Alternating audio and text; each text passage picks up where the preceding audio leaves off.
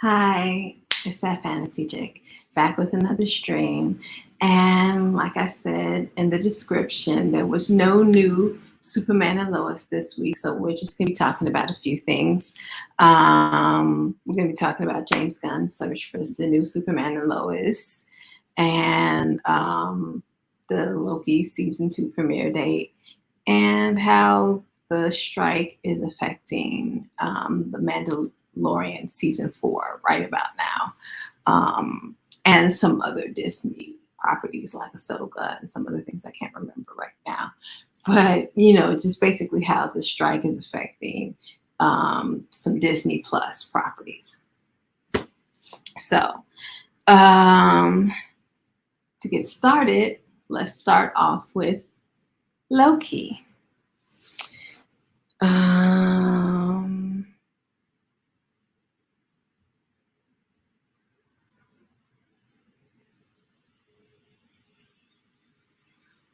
Where are you, Loki?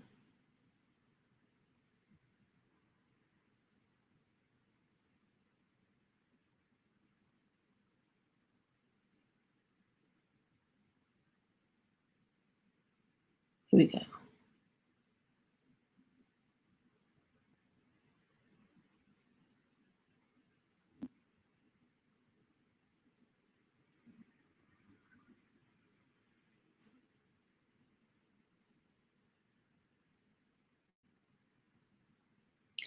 Okay, Disney Plus drops major streaming dates for Loki, Echo, and Indiana Jones. Marvel's favorite trickster returns in the fall, while Indiana Jones whips onto the streamer in a major way ahead of Dial of Destiny's release. So, release dates of multiple in-production TV series are in flux due to the ongoing WGA strike, but Disney Plus has just announced some major titles to mark in your calendar. Loki's much-anticipated second season kicks off October 6th, while Hawkeye spinoff Echo will drop its entire season November 29th. I never finished Hawkeye, so I don't even know what this spinoff Echo is. I have no idea what Echo is. As fans of Disney Plus Marvel series will know, dropping off an entire season at once, which is happening with Echo, is an unusual move for the streamer. And Hawkeye fans were first introduced to Maya Lopez, a character played by Alaqua Cox. Marvel head Kevin Feige said at Disney's upfront presentation today, quoted in Deadline, she will return to get her revenge in Echo, a limited drama from an incredible team of Indigenous writers, directors, and cast members. And then a first for us, all episodes will drop on November 29th. Sorry, Loki fans, but you won't be able to binge that one. It'll be getting a weekly release. A different kind of superhero, Harrison Ford's Indiana Jones, will also be marking out some real estate on Disney Plus. Conveniently timed to get fans as hyped as possible ahead of the June 30th release of Indiana Jones and the Dial of Destiny. Starting May 31st, you can head to Disney Plus to see your favorite fedora-wearing whip wielder and Raiders of the Lost Ark, Temple of Doom, Last Crusade, and Kingdom of the Crystal Skull, which you are under no obligation to watch or even acknowledge if you feel the same way we do about that one, as well as TV series The Adventure of Young Indiana Jones, in which Lil Indy is played by Sean Patrick Flanery. So, October 6, 2023. So it went from saying we weren't going to see it until 2024, at least 2024, to saying we're going to see it this fall. That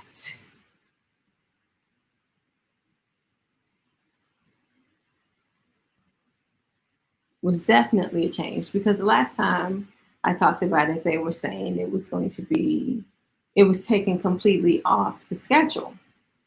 The last time I talked about Loki, they had taken it completely off the schedule. Well, I guess they put it back. And they put it back on October. So I wonder what's going on. I wonder what's going on behind the scenes to put Loki back on the schedule. Maybe it's the writer strike. Maybe it's because of the writer strike and they're running out of, they know they're running out of content because of the writer strike. So they're like, go ahead and put that stuff, put it out. It's already shot, put it out. Don't hold on to it. It could be because of the writer strike. So moving on to the writer strike, let's talk about how it's affecting other Disney Plus properties, including The Mandalorian.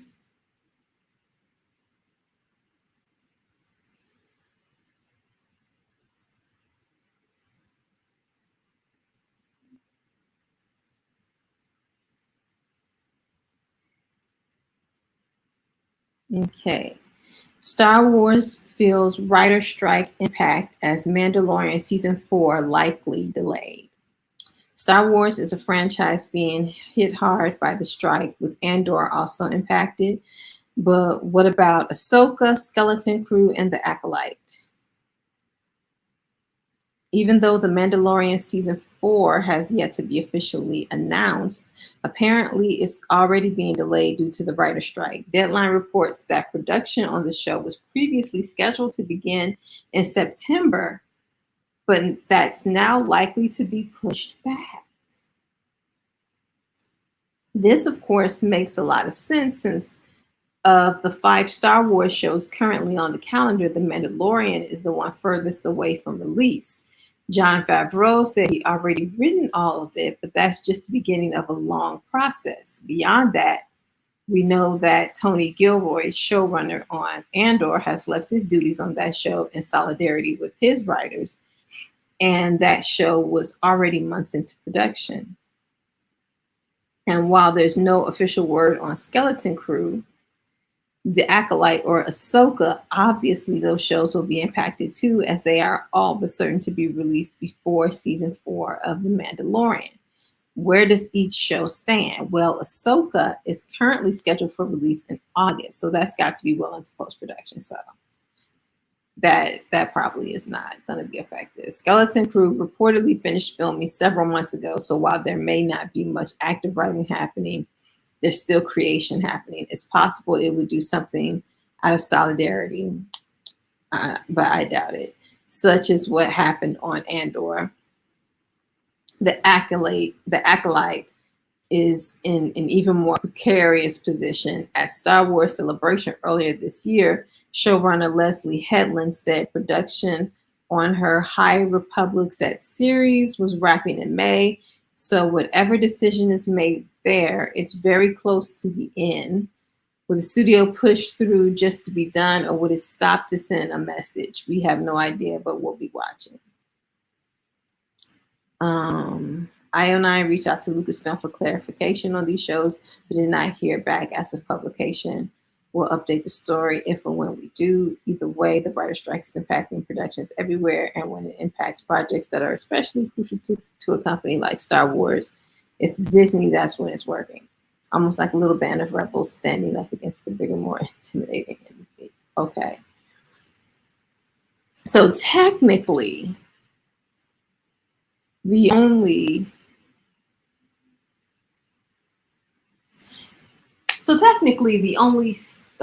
show that's been affected is The Mandalorian. It was supposed to start shooting in September and it's been pushed back.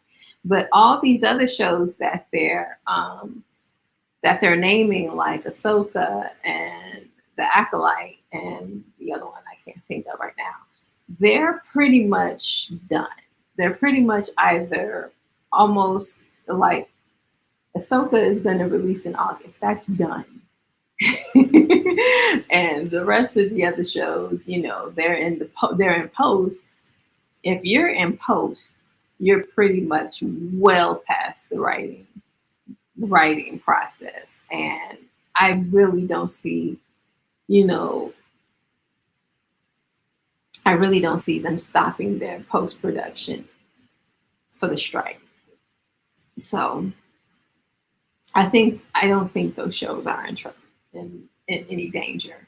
I think they're going to go through and they're going to continue to finish the shows, and those shows are going to get on air. But the Mandalorian, now that one is being pushed back. But depending on the how long the strike lasts, if the strike doesn't last, if the strike only lasts a couple of months, they can get started back up in September. But that's wishful thinking on my part.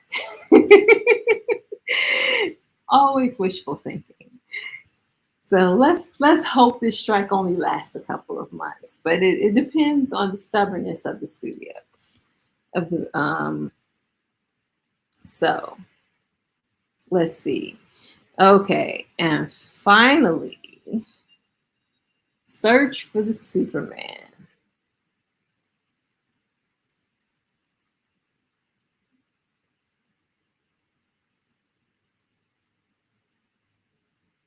Right.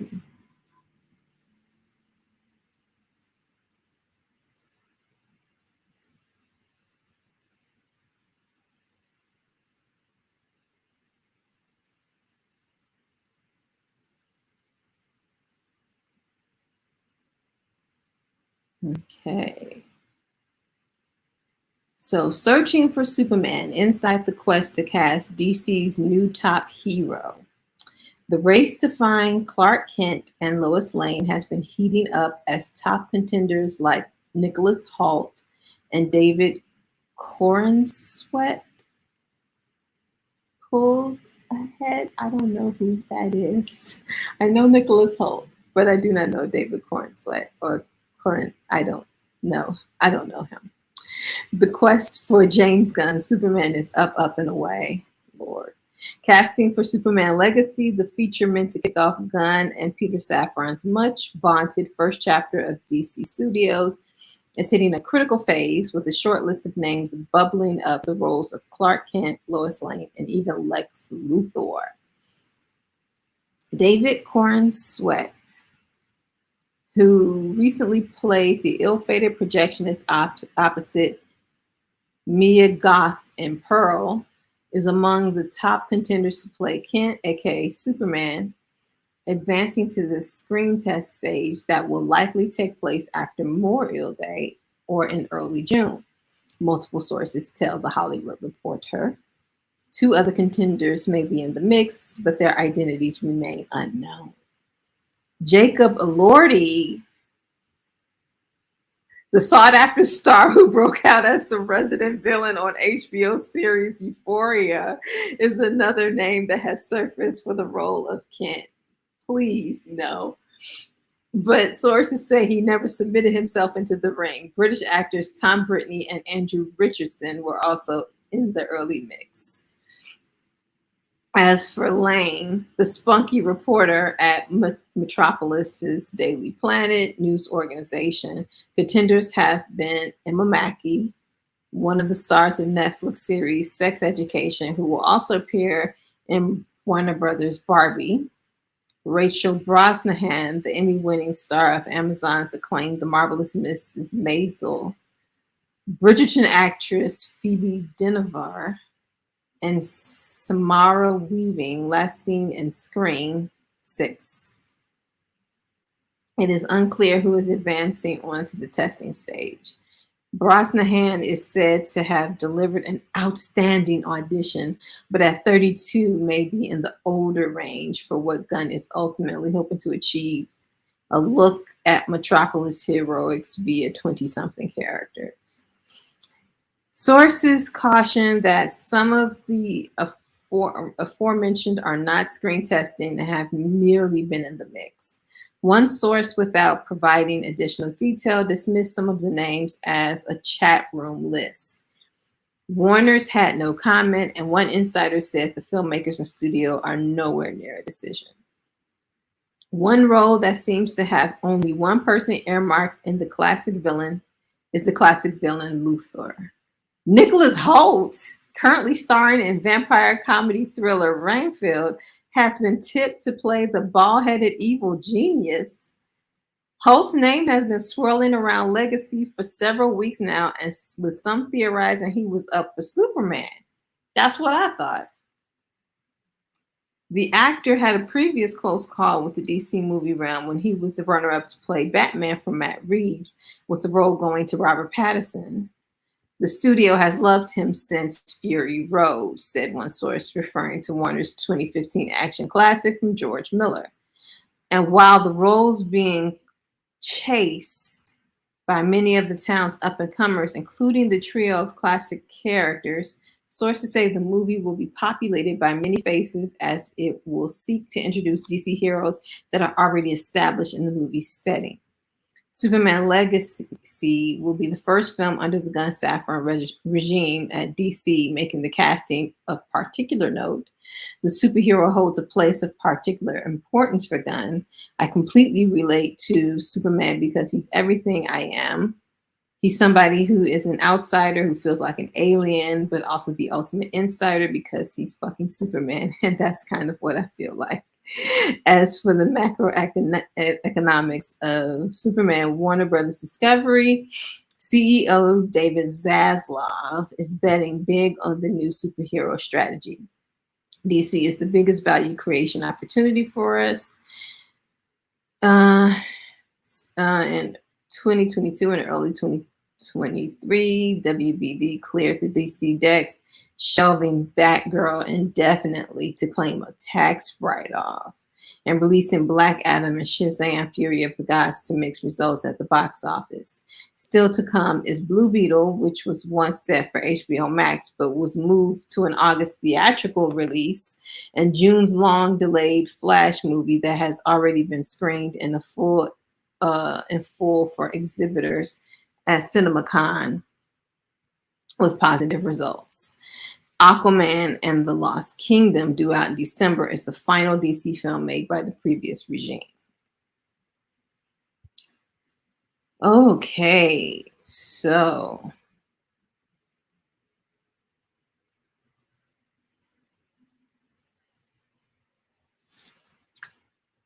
that was full of surprises.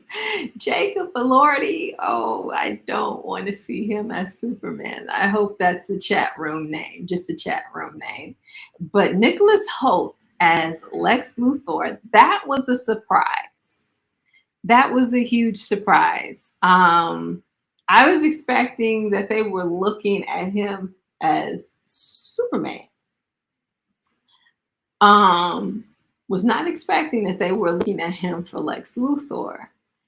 Now I have to adjust my expectations and see, can I see him as a Lex Luthor? Interesting. Something to think about. I was excited when I thought he could be the Superman, but I don't know. I don't know if they're looking at him for Lex Luthor. I don't know. And this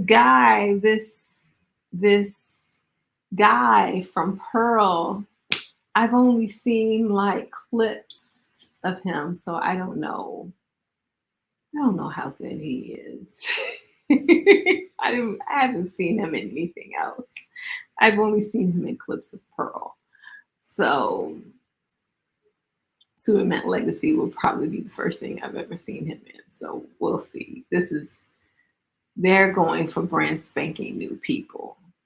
Brand spanking new people.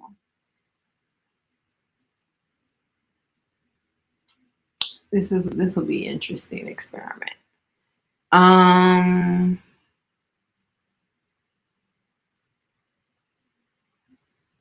But yeah.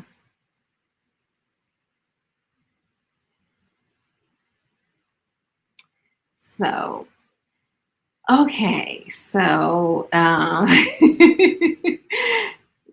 is all. I will be going on to watch The Flash. We're down to the last 2 episodes of The Flash. So this is part 3 of the 4-part finale. And we're getting down to the last few episodes. I'm so emotional. I've seen the end of Titans, and the Titans was only 4 seasons. The Flash is 9, so that's really gonna get me in my feelings. Um, so so going to watch another episode of The Flash today, and Friday will be another video as always, and I shall see you next Monday. In the meantime, thanks for watching.